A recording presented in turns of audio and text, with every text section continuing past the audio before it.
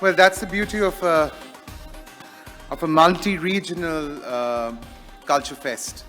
And I guess that's also marks the difference between a lit fest and a culture fest, because here we are onlookers or bystanders of something that's going to make us revisit our roots, rediscover ourselves, look inwards.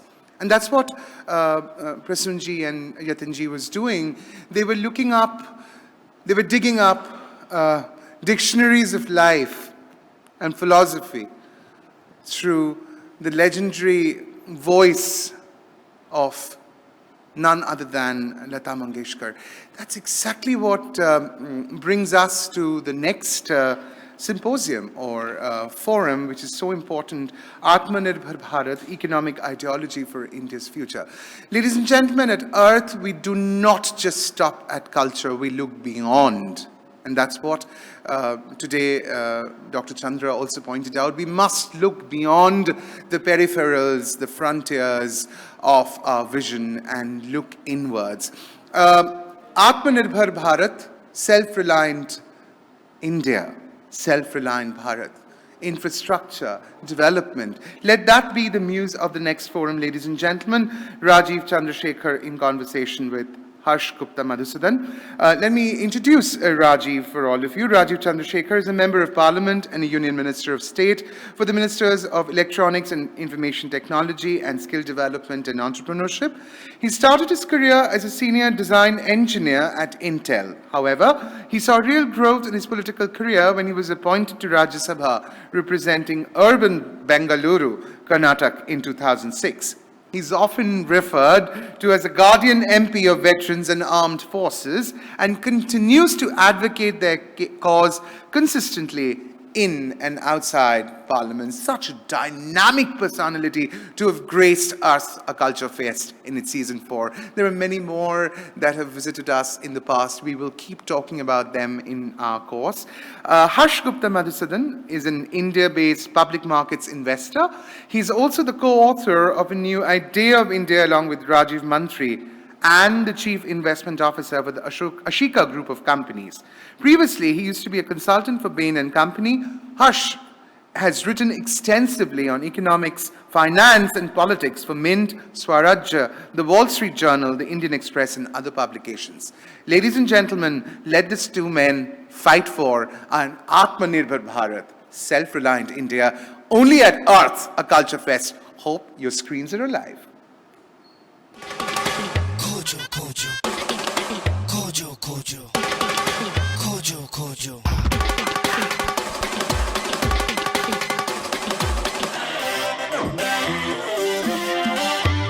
Very good afternoon, good evening, good morning to all the viewers wherever they are in the world. Thank you so much to the organizers, and it is my honor, Harsh Gupta Madhusudan, to be speaking to Honorable Minister Shri Rajiv Chandrasekhar ji about India's economic future, Atmanirbhar Bharat, and the ideology thereof. As he has already been introduced, I would first like to give him the floor to please share his thoughts on this topic, and then we'll have a conversation. Thank you so much, sir.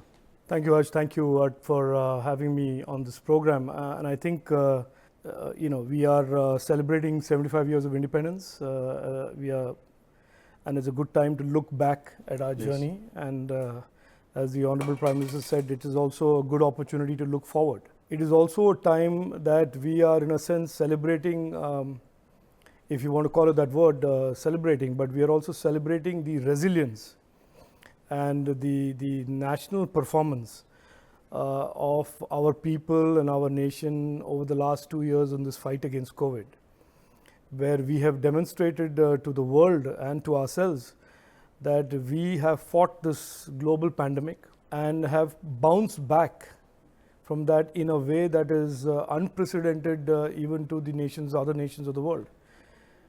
So I think it is in this sort of a backdrop, when in 2021 the Honorable Prime Minister talked about Atmanirbhar Bharat and caused all of us to start thinking about really this new economic way of thinking, where India is a country that is a much more confident, much more in a sense self-aware of its capabilities and its potential, and we start shaping our economic thinking and economic future with that at the core, it makes an absolute lot of sense to reimagine our future, reimagine our future as a future that is built around this economic thinking of which is built around confidence, our abilities, rather than the last 75 years where we've really, and I don't mean to knock anybody, but we've had economic models that have been very borrowed.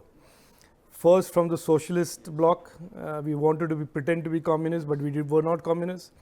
Then we went into this kind of a funny mix of crony capitalism and brazen free market, and all of which were very borrowed economic ideas, and we have paid a heavy price for it.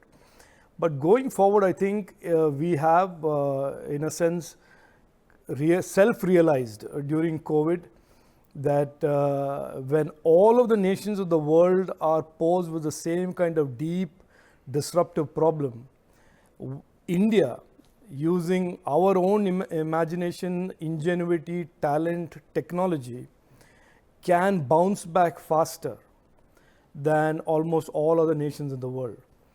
And in a lot of ways, it has demonstrated to the world that India can lead the world when posed with the same sort of challenges. So that is in a broad context and broad structural framework. But going forward, I think this Atmanirbhar Bharat economic thinking based on confidence and resilience of our people, plus our youth demographic, plus the amazing performance of the young Indian entrepreneur over the last 2.5, 3 years, I think is a tremendous formula for growth and sustainable growth, and for India to lead the way in terms of global recovery and global growth in the coming years and decades. I think that's very well taken, sir. Of course, when people discuss Atmanirbhar Bharat, it's very interesting that it means various things to various people. And there have been efforts to understand it and sometimes perhaps misunderstand it. Some people have, for example, conflated it with protectionism. Some have conflated it with license Raj. Some have actually said that it's not confidence, it's actually shrinking in. And there are various views on that. What do you think about that? And then I'll share my views as well. I think all of the above characterizations are either deliberate attempts to distort what is really Atmanirbhar Bharat, or it is just a misreading of it. Like I said, I think for many people over the last 70 years, we've been conditioned into thinking that there are only two real models. Yes. One is the Western capitalism and the other is the Western communism or socialism. And a lot of people have been conditioned to think that there is no alternate. And what India is postulating today and is putting forth today is really a mix of a broad base of traditional economic models that existed hundreds of years in our country, which is to do with the village as an economic unit, a group of villages as an economic unit, as a micro unit of the economy, and the economy being a sum of parts of these micro economies. And by the way, that was what India was for several centuries and decades. So at the heart there is this, which is local entrepreneurship, local economies, local communities doing a productively economic activity. And on the upper level, there is this other model that we would make India a destination for the world's entrepreneurs, world's companies, and Indian companies and Indian entrepreneurs to all invest and make India the base or a hub to provide trusted products and services to the world. That is Atmanirbhar Bharat. So Atmanirbhar Bharat is not autarky, it is not protectionism, it is not isolationism, it is not contracting economy, it is not communism. It is clearly not crony capitalism. So it is none of that, but if people are genuinely interested in understanding it, they will get it. But if people are trying to knock it because they only subscribe to either free markets or communism, then they will not understand. No, I think there are a lot of false dichotomies here, sir, right? Like between state capacity and markets. Absolutely. Between manufacturing and services. Correct. I think a well-known economist recently said that don't go for manufacturing, go for services. Yeah, absolutely. And there is no reason to choose one or the other. Absolutely. These are not binaries. These are not binaries. So it is not communism or capitalism. It is not manufacturing or services. It is not foreign investment or domestic investment. We are basically, Prime Minister Narendra Modi ji is putting out there saying, the Indian ingenuity, Indian entrepreneurship, Indian energy, the Indian tradition of economic activity and entrepreneurship can marry very well with foreign capital, domestic capital, private capital, government capital, and create a sum of parts that is larger than, exactly, a whole that is larger than sum of parts. It's make in India, but make for the world, and not even necessarily by Indians. For example, India's largest car company is Japanese. Absolutely. The excellent work that your government has done in terms of the cell phone production, the largest companies are not necessarily Indian. Absolutely, exactly. So in that sense, it's very different from the 1970s when we kicked out Coca-Cola and we kicked out other companies. This is not economic nationalism in the way people want to see it from a communist socialist prism. Right. This is truly economic strength, economic growth, economic expansion by marrying our capabilities, discovering and reimagining our strengths, and marrying it with strategic alliances, whether they're with corporates from abroad, with capital from abroad, and making that whole be the more than the sum of parts. Because the global context, obviously, as you rightly mentioned, the pandemic, is that just in time and massively diversified global chains are vulnerable in such times. And while we will remain part of supply chains, we also need some resiliency, as you mentioned, in those supply chains. And with the communist authoritarian large economic powers basically becoming a big part of those supply chains, there is a chance for India to be in the China plus one diversification. So it is, as you said, not autarky, but you have some kind of moderate, time-bound trade and industrial policy, right? What do you think about these criticism or moderate tariffs or PLIs leading to cronyism? How would you address that? No, so Harsh, I think we need to step back a little bit. And I'll tell you the opportunity that is in front of India today. And I think that would be a useful way to approach this point that you're raising, is that it is clear that pre-COVID and the 30 years pre-COVID, the world was in a sense taken for a ride by China. And the world rushed to China with investments, with technology, in the post-Cold War era, somehow into this false reality or a false notion that the enemy of our enemy is our friend, and therefore in the Cold War era, Russia was the bad guy, and China was was opposed to Russia, and therefore China was a nice country. And this is the irony for the Western democracies to think about, and they are regretting today, that a communist authoritarian nation pretended to be a free market and attracted investments in technology and capital. And a free market, which is India, democracy like India, was treated like a socialist communist country, and therefore was denied technology, denied investments for several decades. In the post-COVID era, it is clear to everybody today in global trade, every stakeholder, that the concept of trust is paramount. Is absolutely paramount to the resilience and longevity and sustainability of supply chains. And trust automatically implies that you need to have open societies, democracies being driving catalysts of these supply chains. And that is the opportunity for India. And that is why this is an opportunity for India, and that is why Prime Minister Narendra Modi ji's Atmanirbhar Bharat economic ideology rings very true and very, very, very right in terms of timing, is that we are able to step into an opportunity that has been created by an authoritarian regime that has dominated electronics and technology value chains for the last 2.5 decades. And we have an opportunity to take a big, big piece of it, because A, we can deliver the same products and innovation and ingenuity probably even better, as we are seeing in the tech space. And we can bring this element of trust into the supply chain that very few authoritarian countries can do. And we can do so partly because we are a democracy, and partly because that is inbuilt into our supply, in our ethos. And exactly right. I think the point is very well taken, not just on hardware, but even on software and data, about which you've spoken often in recent interviews as well, where you've said we perhaps need a new data law, but something that shows India as open, not amenable to any kind of export problems to Europe or the West? No, and our core essence is Vasudhaiva Kutumbakam. The strength in the Atmanirbhar Bharat economic, the underpinning, the strong underpinning is that is absolutely consistent with our traditional way of thinking and looking at the world. Right, exactly. And so we can achieve economic growth, opportunities for prosperity and expansion, at the same time, in a sense, discover that in our heritage and ethos lies the very underpinning of Atmanirbhar Bharat, which is that we look at the world as a partner, and we are a partner to the world. And that is why, if that is, it is so core to our thinking and philosophy, the trust aspect, which is so now relevant to global value chains, becomes an easy factor to that benign kind of non-homogeneous universalism is the underpinning of this whole Absolutely economic right. project as Exactly.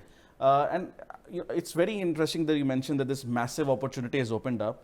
I agree that actually, in unlike the automobile sector, our electronic sector is a very good contrast. And I've written that with my co-author Rajiv Mantri in the book A New Idea of India, that because we never went fully all out, for example, WTO's ITA in 95, 96, you've been at BPL and you've done this very, very closely yourself, sir, that we completely opened up on one day. And actually, ironically, the value add in our electronics sector at the end of the 90s was lower than it was at the beginning of the decade. Yes. Whereas auto ancillaries, components, two-wheelers, four-wheelers, because we had a very graded trade and industrial policy, today we are exporting to the global south. I agree. And I think that thereby lies a lesson how to leverage your market size while being open to competition.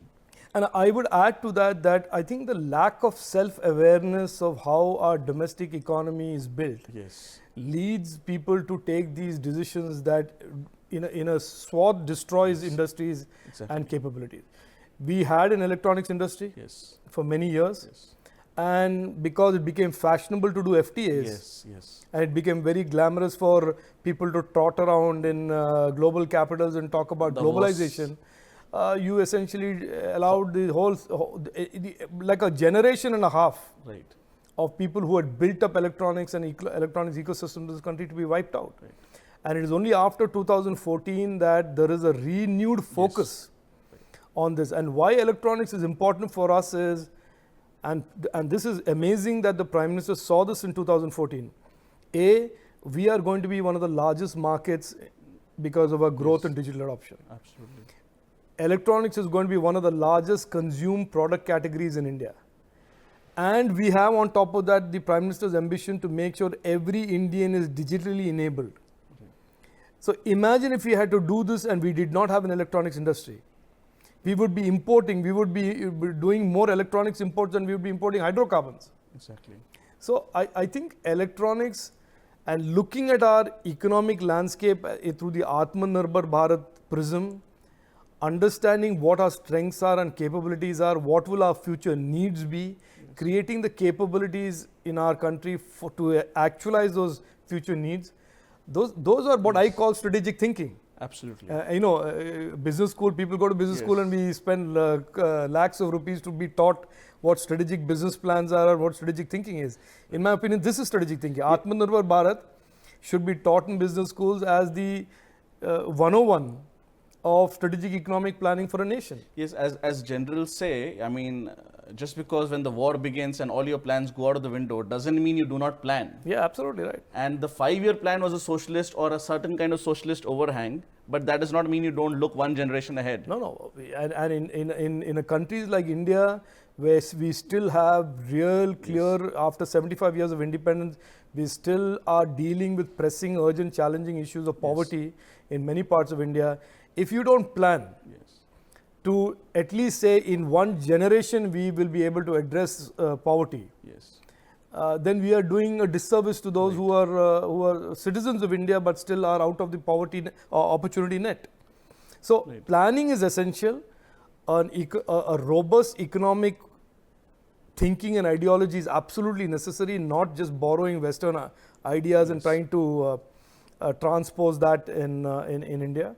And I think that is what Atmanirbhar Bharat is doing. It is basically saying we have, and the Prime Minister said, Amrit Kal, we should think over the next 25 years, not from a point of view of saying we'll delay all of our achievements to the 25th year, but think through our roadmap for 25 years and make Atmanirbhar Bharat our guiding economic ideology or thinking Right. as we go and build the India for the next 25 years. So I think it's very important point, I think, which people should understand. You've mentioned that this borrowing Western ideas without the context. Correct. Because you see, the 1980s, they already had the infrastructure, the state capacity, and the Reagan and Margaret Thatcher revolution happened in that context. Correct. Whereas in our case, the state capacity, the basics were not built out. Absolutely right. And in fact, no nation of any size or consequences ever become large, rich, or prosperous in this world without some economic planning. Absolutely You know, right. you look at Meiji Japan, you look at even China for that matter, Exactly. Hamiltonian America, Yes.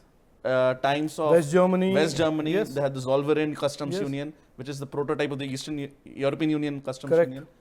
England itself, Yes. you know, they had wool import and with India. So it seems like what we are always between two binaries you mentioned, either no planning, full free markets, or if you do anything, then you're immediately said, And which is you're not a neither- liberalizer. No, and which is not, neither of them are a model for India. Exactly. And we are not, by our genetic makeup, we are not socialist. Yes, We are a nation where individual enterprise has always been respected. respected. So there has never been a case that can be made with anecdotal evidence or any other evidence that in India the state Yes, ruled over the individual. It is always about the individual. Yes. So socialism and communism doesn't work for us. Western style free markets is a free for all Yes. kind of a model, doesn't work for us because we have to have a security net, we have to Yes. have a welfare element in our state. So this I think for a long time we talked about mixed economy model as if that was some thing, but that was borrowing the worst of this and worst of that. now the best of both. Yes, perhaps. yes, exactly right. Because the mixed economy model under Indira Gandhi actually threw up crony capitalists. Yes, And you know the famous book about every drought yes. makes a few millionaires. So that was basically pandering to poverty and not really solving that problem. So I think what we have today is a tremendous. I find it tremendously aspirational. The Atmanirbhar Bharat thinking, which is put individual enterprise at the center. The state's role then becomes an enabler, facilitator, providing and getting out of the way of those who can succeed, or providing, you know, a leg up to Yes. those who want to succeed. Right.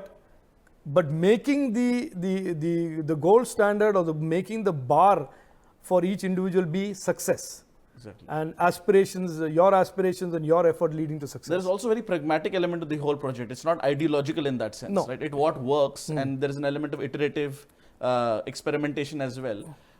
And I must say that in retrospect, and of course the massive tragedy of the pandemic, and to a lesser extent Indo-China border tensions at LAC, have proven this broad ideology of Atmanirbhar Bharat, the example of mobile phones being extrapolated to other white consumer electronic goods, and not joining RCEP, but instead focusing on FTAs with UAE, the West, now Australia. Right. Are you very optimistic now for the next 5, 10, 15 years? Do you think the $5 trillion economy goal for FY25 is still on the anvil? How do you think, sir? Look, I think if you draw the graph between now and 2025 and you're drawn it in 2019, Yes. that graph was a Yes. much more predictable graph, and it, you know, the end point and the slope of that graph was something that you could push and you would not be necessarily very wrong. There is a problem now. Obviously, we've had a graph that went to 2019 like this. Then you had a graph that went down like this, Yeah. and we are back to the pre-2019 level. But not the trend. Yeah, the trend is still. Yes, yeah. So we have to see 22, 23 as the.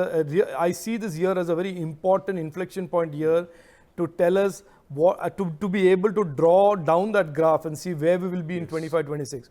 But it is safe to assume, and as Geeta Gopinath of the IMF said, Yes. we will cross the 3 trillion mark very shortly. I think in FY22 we already have. Yeah, so 3 trillion mark we will cross very shortly if we have not already Yes. crossed it. And I think the runway to 5 trillion would be fairly visible. Right. Now, whether we will be precisely there on March 26 Yes. or a few months over, that overshoot, undershoot, we should allow. It also doesn't matter. No, also doesn't matter. Plus, understand there is a whole volatility in the global markets with post-Ukraine, Russia, oil prices, and some of the Western economies which were just beginning to come out Yes. of high inflation and try to moderate inflation, now going back into Yes, that. yes. So there are global uncertainties that may be proving a little bit more challenging to India than our own economy. But that we are well and truly on a runway of growth and expansion is absolutely no doubt. And I want to just make one more point about Atmanirbhar Bharat. You know, one of the biggest things that we probably haven't spoken about enough in this country is that during the COVID period, the loss to the economy, Yes. was in the ballpark of 14 to 16 lakh crores. Right. So imagine the government losing that type of revenue, but did not cut back on any expenditure. Right. And the fact that the government could continue to finance the economy Right. and its expenditure by not having to borrow 1 rupee from outside, but could depend on the Indian financial sector to lend, Yes. is in itself showing you the tremendous capacity and expansion of the financial sector since 2014. Absolutely. The cleaning up, the liquidity, the capital. So I think these are all very important elements of driving the economic expansion, and the Prime Minister's leadership and Prime Minister has done a fantastic job so far. That has shown itself during the COVID, how we have managed to respond to it. And I think we should be reasonably confident that we will get to a 5 trillion economy fairly soon. Yes, so the macro resilience is absolutely there, the forex reserves, Yes. which allowed us to therefore kind of borrow from Yeah. the future, so to speak. So you not only look after electronics and IT, you also look after skill development and entrepreneurship. So there is an element of hard infrastructure which you need for growth, and it was a lot discussed in this budget. Correct. On the soft infrastructure side, there is a pandemic, so there's a health element we've all gone through. On the education side, but more on the skill development, perhaps vocation, perhaps digital side, how do you think that ecosystem coming up in the next few years? Because there's a massive opportunity in services exports, which were not exportable till this pandemic, culturally speaking, Sure. right? Because now you have the Zoom revolution. If you can go from Boston to Austin, you can go from Boston to Bangalore. Correct. A lot of second layer services can now be exported. How do you think about that? No, and you are seeing that. Yesterday, NASSCOM announced that they have grown 16% this year Exactly. on a base of 200 billion, which is not a small thing. Yes. You are seeing foreign investment into the tech sector at record highs. We've got the highest FDI in this country compared to any country in the world. And I think the world is beginning to acknowledge and look at India with a very different set of eyes. India post-COVID is viewed with a great deal more respect and awe than India a few years ago. And so therefore, everybody wants to be part of this India story, and everybody wants to invest in and build businesses or build things in the Indian story. But one of the key issues post-COVID is the challenge of skills. Yes. And I think the fact that the world's digitization has accelerated so much, where the world's businesses, governments, and consumers are all digitizing at a pace that is faster than ever before, puts a huge pressure on almost every enterprise or every government of the world to look for talent and skills. And frankly, the biggest repository or hub, The pool. of skills is India. Yes. So I recently was in Dubai, where traditionally the Middle East would look at India for blue collar skills. You know, the workmen, the labor force, and so on and so on. Construction industry. Yeah, construction industry and home repair and so on and so forth. Now they want to broaden that and go from white collar to blue collar. Exactly. So they are looking for AI engineers. Yeah. So I had to tell them, look, take a number and join the line, because in India as well we are looking for AI engineers, and Indian tech companies are hiring from Canada and Australia. So the challenge now is really to quickly ramp up and reskill a lot of our graduates who are graduates in maybe in sciences or this thing or in literature or in fine arts, and allow them the opportunity, if they choose to do so, to reskill themselves and get skills that will allow them to be players of the rapid growth digital industry. So we are doing that. We are working on that. Okay. And one of the things, I said this yesterday in another program, one of the things that the Prime Minister's vision and policies have done, and this is a reality, I'm not saying this from a rhetoric point of view, is that every young person you meet today, whether he is in Meerut, whether he is in Agra, he's in Kohima, Srinagar, Bengaluru, Hyderabad, is confident and wants to do something other than just look for a job. Yes. So this genie of aspirations and ambition has truly been let out of the lamp, and they all there is this tremendous appetite to become micro entrepreneurs, to become entrepreneurs. And I say this story repeatedly. In skilling, we have 4,000 odd skilling programs, and there is one called plumbing sector skill, and it is usually for dominated by men or young men who want to learn plumbing and become part of a construction industry or whatever. Do you know now there are women joining the plumbing sector skilling, and you know why? Not because they want to become plumbers, but they want to do plumbing sales. Okay. They want to do plumbing interior decoration.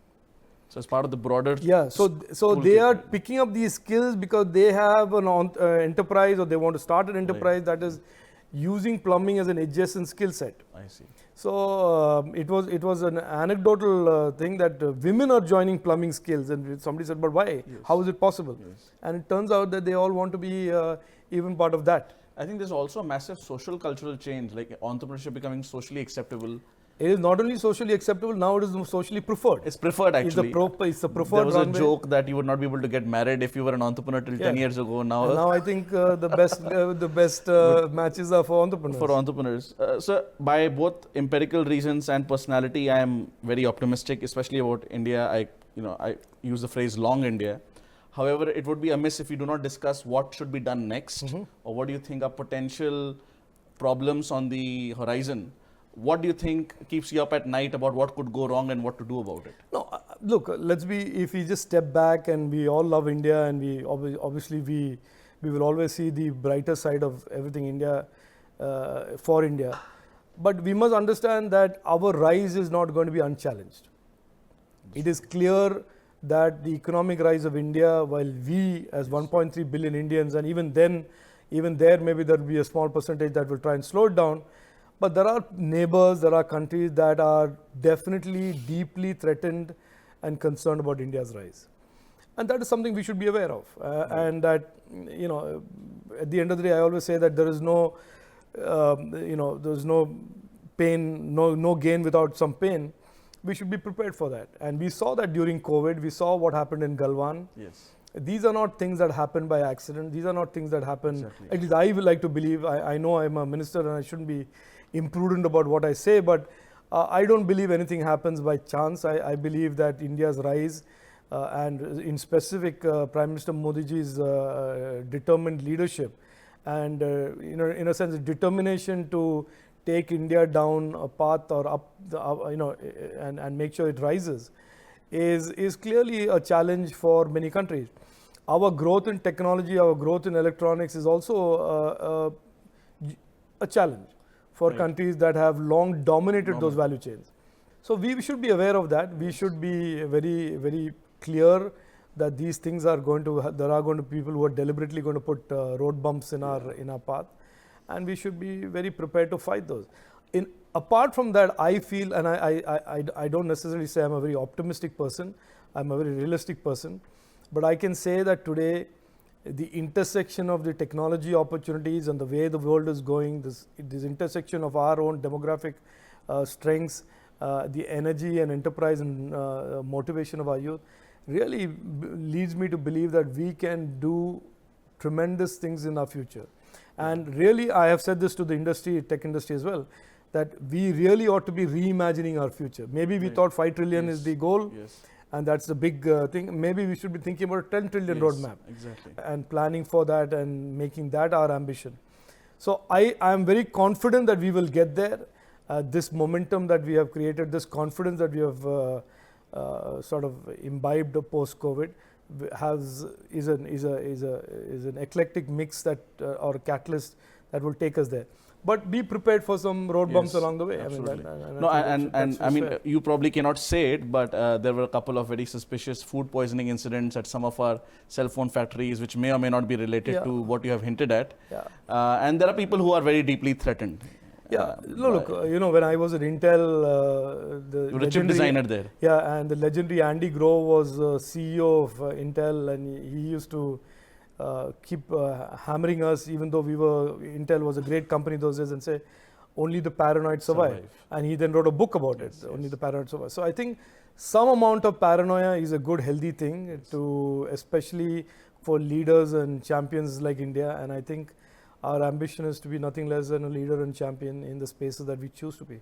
So any final remarks you have in terms of India's rise, how you see Atmanirbhar Bharat more from a digital angle, because you've given very recent interviews about that. How do you see that particular part of data localization? So we've spoken a lot about the hardware part, but more on the software part. Would you like to add something? No, I think we are only at the tip of the iceberg. I think we have, when NASSCOM yesterday announced that we have done $230 odd billion of exports in the tech services space, though the legacy companies, most of them. I see really the internet economy giving India $200-300 billion of additional opportunity of growth. And we are the biggest data generators in the world, data consumers in the world. We are a diverse country.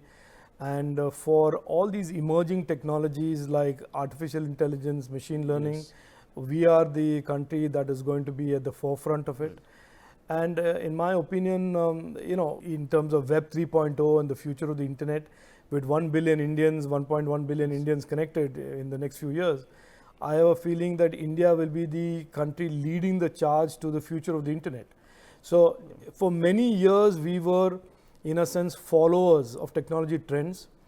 I see in the coming years, and this is the vision of the Prime Minister, that the digital India revolution that was started in 2014 will make India the leader of the pack. And I don't want to be presumptuous and say that we will lead the world, but we are clearly going to be amongst the leaders of the pack in terms of setting the trends and the direction of the future of technology. And obviously these global capability centers that you kind of hinted at will create many jobs. But one thing which you made a very intriguing comment, I think, about a couple of months ago, you mentioned that India is looking at developing its own OS.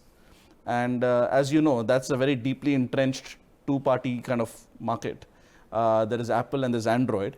Have you made any more public comments? Would you like to speak? Yeah, I will say this. Look, India today has about 200 million smartphones. If you are very optimistic, you say 250 million smartphones. Yes, and very fast rising. Yeah. But we have, what that means is we have another 800 million to 900 million or a billion smartphones to be sold in India. On the way. Yeah, on the way. Yeah. And I can't believe that we should just sit around and say that iOS and Android will carve this market up and say 60% to you and 40% to you, and there is no value add in India for that. And all the money goes to the Play Store. That's what I meant. That's what I meant. Yes. So there's no value addition to India. So I don't think that is a scenario that I find acceptable. And so therefore it is in that context that we are working on.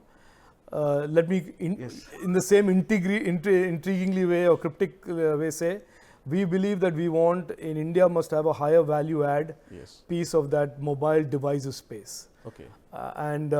So that is one. And you'll be also happy to know that the other place that we are doing some good work is in the relational database side. Yes. Again, that has been either dominated by a few American companies or open source databases. And given the rate of digitization, given the pace at which government is digitizing, given the amount of data that is being stored in the various databases around the country, we believe it's time. And given the fact that we are leading the charge to Web 3.0 and blockchain, I think it's time that India had a domestically designed and engineered database product, and that is something we are looking at actively as well. I think that's a first for the public domain on the RDBMS side that you've just mentioned. Yeah, so you get the I get the headline there. The headline I think this is the final closing question, because you mentioned blockchain, and there are many people who have very strong interest in that topic. And we have just come out with a national digital currency. We've announced a CBDC. Yes. How do you see the other, without kind of overruling the RBI or MOF, how do you see Bitcoin and other currencies, and how do you separate that from blockchain? And then we'll... No, look, I think the finance minister has announced that there will be an Indian cryptocurrency. Yes. There will be an RBI central bank digital currency, which is the right thing in my opinion, because in India and indeed all sovereign nations, it is the central bank's job to manage currency. And the moment you allow as innovative as these cryptos could be, to run riot, you create macroeconomic instability. So that is one broad motherhood statement that I'll make. To the question about what happens to people who invested in cryptos like Bitcoin or Doge or whatever, they need to just be clear that whether they've legally done so. Okay. The FEMA, and there are many restrictions in terms of how you can access dollars, buy dollars, and what those dollars can Capital be used controls. for. So India is not a freely convertible currency yet. So you have to be extra careful about how you got your your cryptocurrencies, and be doubly sure that you haven't violated laws like FEMA. Exactly. So that is the point that I make. People come to me and ask me, the bitcoins I own, are they legal? I said, but if you've got them illegally, they're illegal. Yes. Which is what it is. It is what it is. So I can't help you on that account. But the fact is, the government has laid a roadmap towards blockchain and said that, look, we are leaders in fintech for the world. We are doing very well in financial and digital public goods more broadly. And digital payments innovation. And in our opinion, CBDC is a natural extension of the digital payments ecosystem, and that's the way we'll go. For everybody else, consult your lawyers. Well, thank you so much, Honorable Minister Shri Rajiv Chandrasekhar ji. Thank you. It was my honor and Thanks, pleasure. Harsh. Thank you very much. Thank you. Thank you.